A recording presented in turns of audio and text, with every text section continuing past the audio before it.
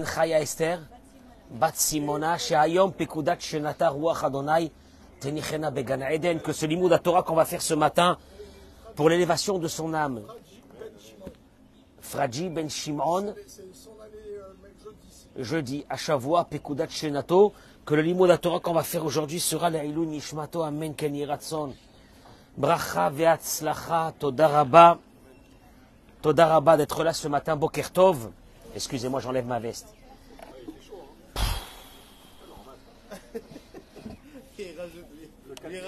J'en peux plus arrêter. Hein? J'ai honte. Le 4 décembre. J'envoie un peu de soleil à nos amis en France. Je sais qu'il doit faire 3 degrés ou 4 degrés là aujourd'hui à Paris. Je vous envoie un peu de... Hein?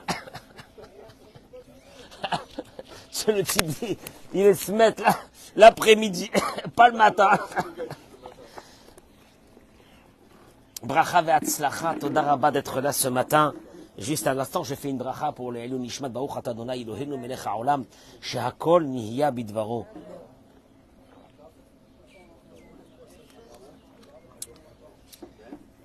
Pour la réfoua chez les mains de Monique Esther Batodet, Jocelyne Batoreda, Joël Teila Batodet, Liz Noémie Badjuli Frecha, Chayachana Batsara, Déborah, Isabelle Claire Bat, Maïcha, Liora Bataziza, Yosef André Ben Mathilde, Nathanaël Raphaël Ben Kamouna, Alice Batester, Michal Batalis, Chaim Ben Rachmouna. Je demande à tous nos amis qui se connaissent sur les réseaux sociaux de rajouter les noms des malades et des personnes qui ont besoin de prière ce matin dans la terre d'Eretz Israël, dans le pays d'Akadosh Baruch Hu. Ah! Est-ce que vous avez remercié Hachem d'être en Israël ce matin? Oui ou non? J'espère, hein, j'espère pour vous. J'espère pour vous parce que c'est un miracle d'être dans ce pays, d'être là tous les matins et d'avoir cette lumière de Dieu sur nous, cette connexion avec Hachem. Alors c'est extraordinaire. Toda Rabba Boré Olam, Toda Rabba Kadosh Baruch Hu, que tu nous permets d'être dans ce pays, dans cette terre. Et nous on prie pour que tous nos frères un jour, hein, puissent rejoindre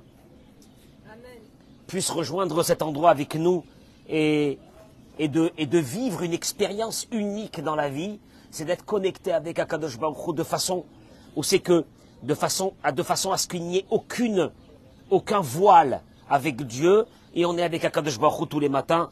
Toda Rabba, Bracha, Ve'atzlacha, Amen Ken Yiratson. Le'ilou Nishmat Abba Mari, Rabbi Avram Bar Simcha Julie. Je voudrais aborder avec vous ce matin un thème qui est le pivot central de notre vie. Si vous voulez m'écouter, les épreuves de notre vie n'ont qu'un but, celui de nous faire évoluer, de nous changer. Des fois même, les épreuves de notre vie vont nous briser les conceptions de notre vie pour nous permettre de se rapprocher de Dieu. Ça veut dire que, en 2 mots, quand tu as une épreuve, ne la prends pas comme quelque chose de mauvais dans ta vie. Prends-la comme un parcours de ta vie qui va te permettre de te rapprocher de Dieu. Et je répète, s'il y a l'un des projets divins les plus importants, c'est celui de nous envoyer des épreuves pour briser nos caractères. Car s'il y a quelque chose qui te limite pour te rapprocher de Dieu, c'est le caractère de la personne. Et quand tu dis à des personnes, tu sais que le mariage et ainsi de suite, toutes les choses de la vie sont venues pour que ton caractère, tu puisses le casser, le briser et découvrir d'autres choses.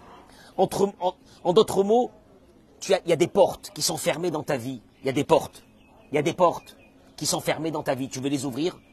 Tu veux les ouvrir pour avoir une expérience divine, quelque chose de très beau dans ta vie. Ces portes, c'est les caractères de la personne. Maintenant, si tu as la chance, parce que Dieu il t'aime, tu sais ce qui va se passer? Il va t'envoyer des épreuves. Ces épreuves, si tu les prends et tu les abordes comme il faut les aborder, elles vont te briser des conceptions de ta vie qui vont faire que un beau matin, tu verras comment tu as évolué et tu as changé dans ta vie. Parce que c'est l'essentiel. Vous allez me dire d'où est-ce qu'on voit cette conception? Ce matin, je lisais que Le début de la paracha de cette semaine, Vayeshev. Vayeshev Yaakov be'eretz migure aviv be'eretz Kenaan. La Torah nous dit Vayeshev Yaakov. Yaakov s'est assis, s'est installé dans la terre de ses pères, dans la terre de Kenaan. Je traduis les mots. Yaakov est arrivé en Israël. Mazal Tov. Yaakov, il a fait la Aliyah. Il est arrivé en Israël. Maintenant, quand tu arrives en Israël, qu'est-ce que tu te dis? Je vais quoi? Maintenant que je suis là, je vais me reposer. Vous n'avez pas remarqué ce qui se passe quand on arrive ici? Des épreuves. Alors, moi je suis pas d'accord. J'ai fait les efforts pour venir en Israël. Dieu, tu peux pas me laisser un peu tranquille? Maintenant que je suis là, maintenant que je suis ici en Israël, tu peux pas me laisser un peu tranquille, Dieu? Et là, la Torah, elle dit, Rashi ramène les mots du Midrash. Vayeshev Yaakov, Bikesh Yaakov Lishev Beshalva. Qui c'est qui comprend un peu en hébreu? Yaakov a voulu être tranquille. Amar lo HaKadosh Baruch Hu, Dieu lui a dit à Yaakov, Lo dayan la tzadikim, sheyesh lahem olam haba. Ça suffit pas que tu as le olam haba. Le olam haba, la paix éternelle après ton départ de ce monde. La paix éternelle. La tranquillité éternelle dans le olam haba. Que tu veux aussi le olam hazé.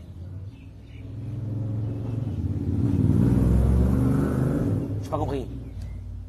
Dieu lui dit, en deux mots, tu n'auras pas le olam hazé. Ce monde, tu l'auras pas. Ce monde, tu vas avoir des épreuves. Parce que tu as le olam haba.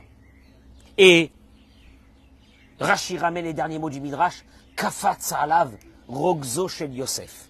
Et là, l'histoire de son fils Yosef qui va être vendu, kidnappé, vendu en esclave en Égypte. Où ses frères vont le vendre. Ils vont ramener la tunique en disant qu'une bête sauvage l'a mangé. Et Yaakov va être en deuil pendant 22 ans. Alors là, tu t'arrêtes, tu dis, je n'ai pas compris. J'ai pas compris. Quoi, ce monde-là, c'est que des souffrances? Ce monde-là, c'est que des épreuves, des missionnautes? Quoi, qu'est-ce que c'est ce monde-là? Bémet. En plus, vient Raphaïm Shmulevitz et il demande et il dit, Yaakov, quand il a demandé la paix, c'est pas pour aller à Ibiza. Pourquoi il a demandé la paix? Hein? Il a demandé la paix, pourquoi? La tranquillité, pourquoi? Ben pour accomplir les mitzvot. Je veux dire que Dieu, tu devrais comprendre que moi qui accomplis des mitzvot, qui accomplis un peu ta volonté, j'aurais voulu être tranquille dans ce monde, avoir tout ce que j'ai besoin. Non. Dieu dit non. Et pourquoi? Alors tu vois des personnes qui sont désabusées de la vie et qui disent, moi je comprends pas, je me suis rapproché de la religion, j'ai commencé à faire Shabbat et les problèmes ils ont commencé. Ah, qu'est-ce que je me suis amené la poisse sur moi? Mazé, qu'est-ce que c'est ça? Et je comprends pas. Et en plus, ceux qui font rien, ils sont tranquilles. Il y a un problème ici. Mazé. Il dit Raphaïm Shmulevitz, une chose énorme, c'est la base de la compréhension de l'évolution de l'être humain dans ce monde pour ne pas qu'il reste un singe et qu'il évolue. Tu connais l'évolution du singe vers l'homme de Darwin? Mais nous, on a cette évolution dans notre âme. Tu viens dans ce monde, tu viens à l'état brut, il y a un diamant à l'état brut. Dieu il te dit, ce diamant, il faut que je le fasse sortir. Anishaf chef photo, Achitse Mishama, Margalit. Il faut que je le frotte jusqu'à que sorte de là il n'y a rien à faire. Eh bien alors Dieu il dit, il y a une seule chose pour faire sortir de toi toutes les forces qui sont à l'intérieur de toi et te faire évoluer dans ce monde. Il dit Raphaïm Shmulevitz, Akadosh Baruch Hu limed bazet Yaakov Avinu. Dieu a enseigné à Yaakov ici quelque chose d'énorme. Chez Kol HaKshaim ve'amafrim sheyesh la'adam ba'olam hazeh, que tous les difficultés, les problèmes de la vie qu'un homme il a dans ce monde, lo rak shehem en amafrim, pas seulement qu'il ne le freine pas. Je veux dire que quand tu prends une épreuve de ta vie, tu as deux solutions. L'une, c'est qu'elle te détruit. La deuxième, c'est que tu comprennes qu'à travers cette épreuve, il y a quoi? Il y a, pas seulement il dit que ce n'est pas quelque chose qui va te détruire, et la c'est à travers les épreuves que tu feras sortir ce qu'il y a de plus beau dans ton âme.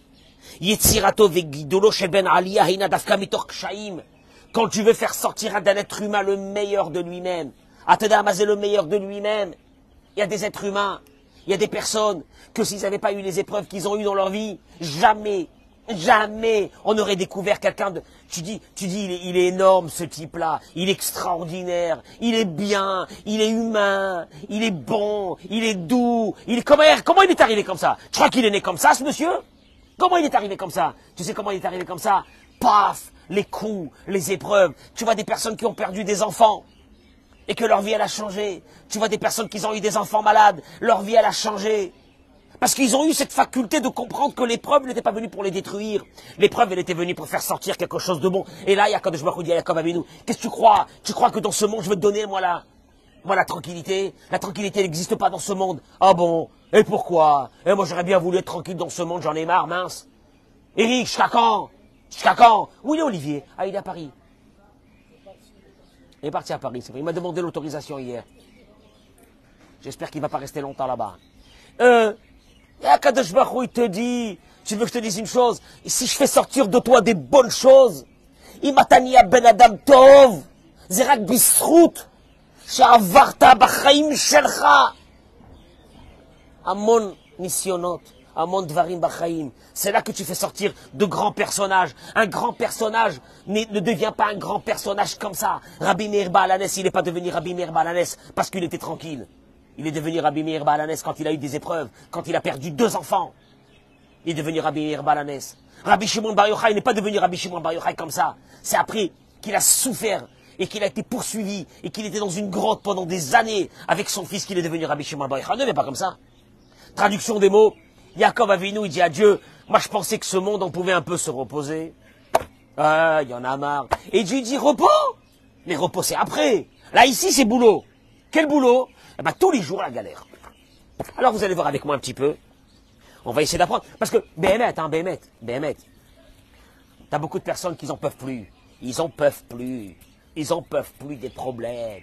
Ils en peuvent plus de leur vie. Ils en ont marre de leur vie. Moi, je voudrais leur dire à ces personnes, c'est dommage.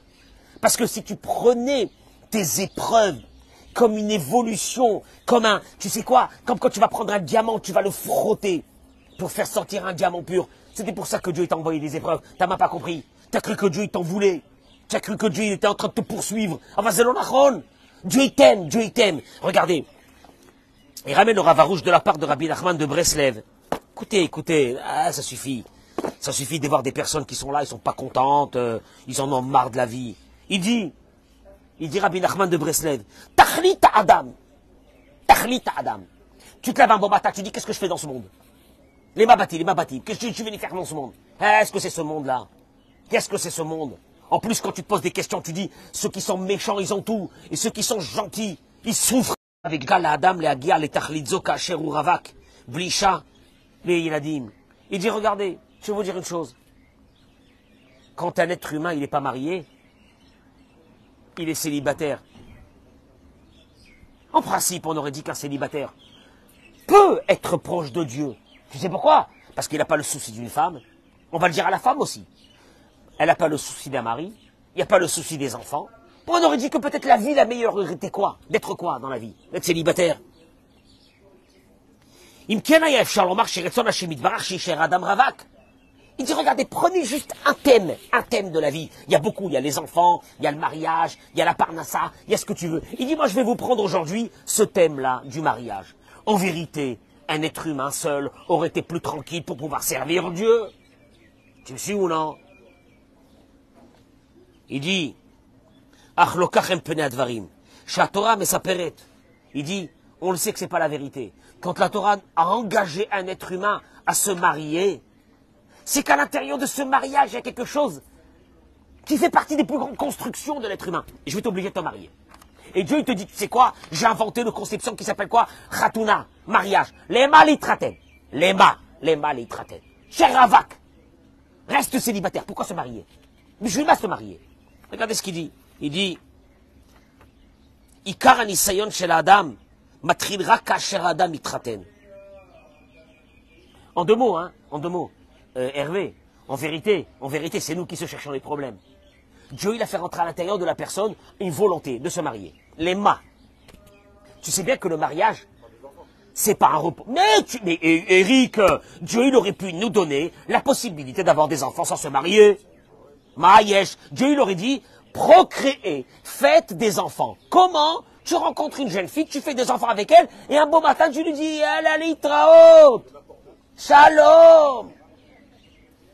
Ah bah c'est quoi cette histoire de mariage? Mariage, ça veut dire quoi, Hervé?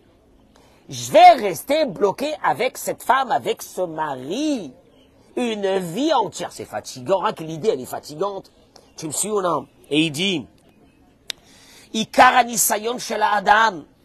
Ikara Nisayon. C'est quoi Nisayon ici? Nisayon, ça veut pas dire épreuve. Il va mourir. Épreuve, ça veut dire ce que Dieu a besoin de lui pour faire sortir de cette personne le meilleur d'elle-même. Tu comprends pas? Ben c'est ça le mariage. Et il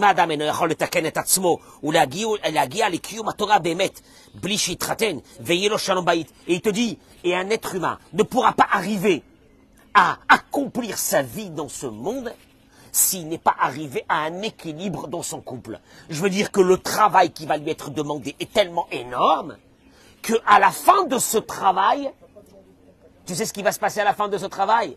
Il aura changé, il aura trouvé le shalom bayit, il aura trouvé une paix dans sa maison, mais il n'aura pas trouvé simplement une paix dans sa maison. C'est pas le but, c'est pas de trouver une paix dans sa maison. Le but, c'est quoi? Tu sais c'est quoi le but? C'est qu'il va changer, c'est qu'il va évoluer, c'est qu'il sera pas le même. Le mariage est venu pour une chose. Moi, je voudrais le dire à tous les jeunes. Si vous n'avez pas compris ça, ne vous mariez pas. Je répète, un jeune qui croit que sa vie, elle est, qui va se marier, et que c'est à l'autre de se mettre à ma sauce, il n'a pas compris. C'est quoi le mariage? Et comme il n'a pas compris c'est quoi le mariage, un jour, il verra le divorce. Parce que le mariage, c'est deux personnes qui sont différentes l'une de l'autre, et qui vont se marier, et qui vont briser leur orgueil, leur volonté, leur égoïsme, leur manque de joie, leur mcheneuf, tout ce que tu veux, ils vont tout changer. Parce qu'ils sont obligés. Parce que si je ne change pas, je ne vais pas tenir dans ce mariage. Ben, traduction des mots. Alors à la fin, tu vas arriver au Shalom Bayit. Mais l'histoire, elle n'est pas là. L'histoire, c'est une association de deux personnes. Là, je ne parle pas pour les hommes seulement. Hein. Je parle pour les hommes et les femmes. Si vous n'avez pas compris ça, vous n'avez rien compris. C'est quoi un mariage? Et là, je termine parce que c'est un sujet qui est tellement vaste. Zelozé Inyan, il dit comme ça.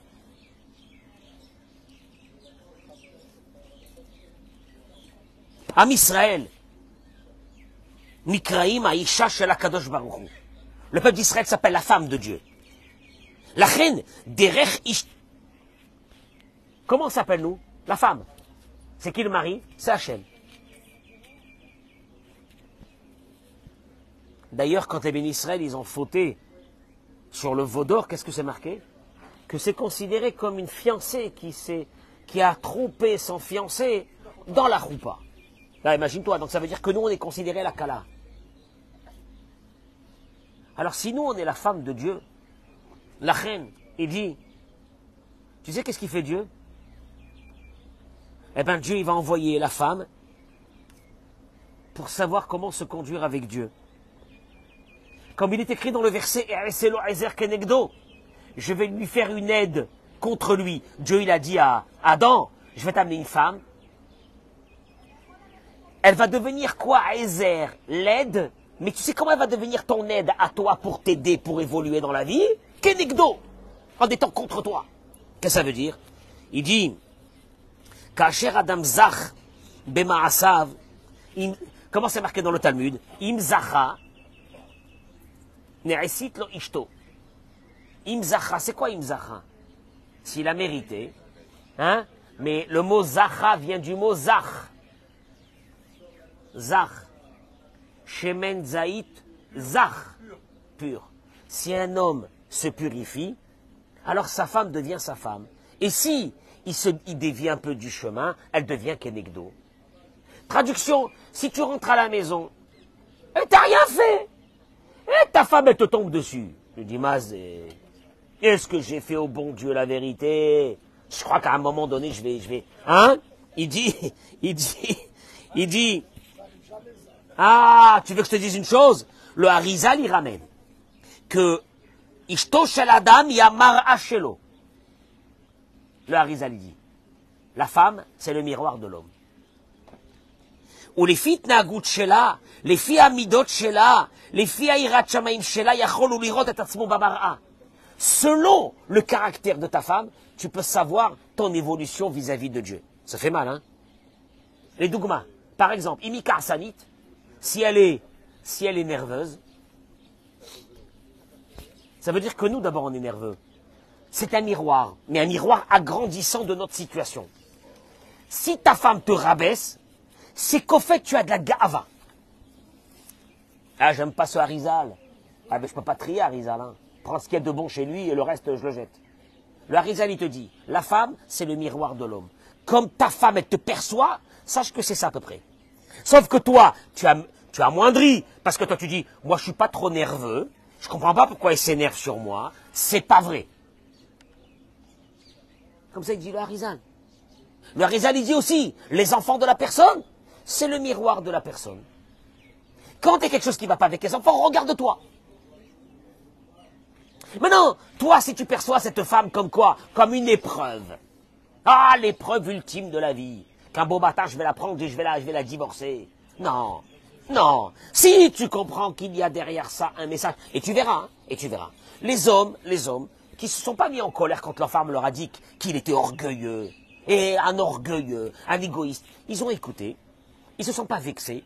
Ils ont dit, si le Harizal dit que ma femme, c'est mon miroir de ma vie, je vais essayer de travailler ça. Eh ben, il dit Rabbi Nachman de Breslev, tu sais qu'est-ce qui se passe? Au moment où tu vas travailler ça, tu verras le changement de ta femme qui sera dramatique vis-à-vis de toi. Aval, c'est caché méode. C'est caché méode parce que nous, on n'a pas envie de concevoir cette idée. Qu'est-ce que ça veut dire ça? Je termine par une petite chose extraordinaire du miel. Il dit le Rav, quand on parle des épreuves qui vont nous faire évoluer dans la vie, il dit le Rav, lakum velitraten zelo ba'aya. Je le dis pour tous les jeunes et les moins jeunes. Se marier, c'est pas un problème. On n'a pas besoin de savoir beaucoup de choses pour se marier. On loue une salle, les shloach hazmanot, on envoie les cartes d'invitation, hein, les save the date. Mais il dit le Rav Arush, ça c'est facile ça. Ah, Ikar, zema shekore achara chatuna. En vérité, c'est pas le mariage que tu as fait. On s'en fiche du mariage que tu as fait. Parce que même la plus belle soirée du monde, on l'oublie après quelques mois. Tu sais qu'est-ce qui reste après? C'est ton mariage, ta vie après. Et il dit comment tu vas faire pour vivre une vie normale avec quelqu'un qui ne te ressemble pas? Je répète, si tu as la chance, Hervé, je dis ça aux jeunes, si tu as la chance, un beau matin tu vas te réveiller et tu vas comprendre que la femme que tu as choisie et le mari que tu as choisi est diamétralement opposé à tes conceptions de la vie. Et un beau matin tu vas te lever, tu vas dire gros plantage. Gros plantage, qu'est-ce que j'ai fait? Hachem Ishmor, Shema Israël, Hachem Elokeinu, Hachem Echad. Qu'est-ce que j'ai fait, maman? Énorme, hein? Énorme. Et il te dit, c'est bédiouk ça ce que Dieu il veut de toi. Et il dit comme ça.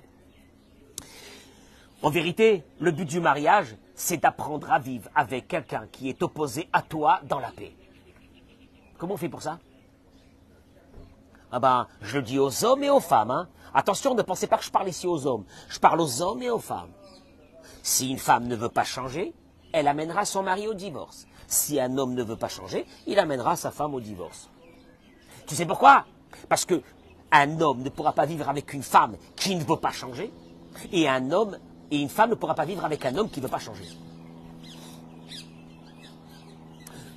Traduction des mots, Sam, tous les divorces, ils ont un point commun. L'un des deux ou les deux n'a pas voulu changer. L'un des deux ou les deux n'ont pas voulu changer. Le divorce a un seul point commun. L'un des deux ou les deux ne veulent pas changer pour s'adapter à l'autre. C'est tout. Ah, il n'y a pas de méchant, de mauvais, de monstrueux, de ci, de là. Moi, je ne crois pas à ça. C'est des cas extrêmes. La majeure partie des personnes qui divorcent, les hommes et les femmes, sont des gens très bien. Mais l'un des deux refuse d'évoluer. On est en train de parler de ça depuis le début du cours. Il dit la majeure partie des personnes ne veulent pas vivre avec cette vérité qu'il faut changer. Il te dit, la majeure partie des couples, quand ils se marient, ils ont ces problèmes. Juste, je voudrais calmer tous les jeunes qui viennent se marier. Et que ça va pas. C'est normal. C'est normal. Juste une chose, je vous demande. Ne faites pas plier l'un des deux. Et vous, vous changez pas. Parce que si vous faites plier l'un des deux et vous changez pas, le malaise va aller simplement en devenant encore plus profond. Vous devez changer et l'autre devra changer. Et ça, c'est ce qu'il te dit. Il te dit, Oula, tsarinu arav. Et malheureusement, achouza girushin ou gadol. Les pourcentages des divorces, je peux vous dire une chose. Je reçois 20 coups de téléphone par jour. 20. Il y a un qui m'a appelé, il m'a dit hier, il me connaît même pas. Il m'a appelé, il m'a dit, Rav, j'ai entendu que vous êtes spécialisé dans les divorces. Je lui ai dit, Leister. Leister. Je lui dis, non. Ah non. Je suis spécialisé dans vous rentrer dans votre tête. Et vous brisez un peu votre tête. Je suis pas spécialisé dans les divorces du tout. Spécialisé dans les divorces, c'est la rabanoute. Il dit, sachez une chose, qu'un mariage, c'est pas une promenade d'une semaine ou d'un mois. Aïcha, Ba'ala tzrim nistader biyachad leorer shanim rabot. Un mariage est fait pour que tu vives, en principe, de nombreuses années. On est d'accord ou non? Hein? Non, sans ça, on devrait faire maintenant un nouveau concept. Des traiteurs qui proposent des formules selon le nombre d'années de mariage que vous allez faire. Donc, il vous fait un mariage en fonction. Par exemple, il vous voit vous deux, il dit ceux-là ils vont pas tenir plus qu'un an, donc il y a une petite formule d'un petit mariage. Plus il voit deux personnes de grande qualité, il dit ceux-là ils vont se marier plus longtemps, donc je devrais leur faire une formule plus chère, tu vois. Alors il dit, Advarim murkavim, c'est des choses compliquées. Amatzrichim limud makif. En deux mots, il dit une chose, zepele gadol, il dit le Ravarouche. Il dit je comprends pas. J'ai une question énorme de ma vie. Laquelle? Il dit que il n'y a pas un domaine où les conséquences sur soi et sur l'autre sont aussi dramatiques qu'un mariage et un divorce. Et il dit, quand on voit que dans des petites choses basiques de la vie, il est demandé à l'être humain de l'étude, après de passer des contrôles. Par exemple, tu apprends à conduire. Qu'est-ce que c'est de quoi? C'est rien. Hein? Des heures et des heures de conduite. L'auto-école, le code. Et après, tu passes le permis. Il y en a qui l'ont passé 4-5 fois avant de l'avoir. Et même quand ils l'ont eu ce mal-là. Ah, tu as peur de monter avec eux dans la voiture. Oh non, jusqu'à qu'ils apprennent. Il dit, je comprends pas. Comment un mariage, on peut permettre à deux jeunes de se marier sans que ce garçon et cette fille n'ont pas compris de façon claire qu'un mariage, c'est la déstructuration de ta personnalité que tu avais avant le mariage.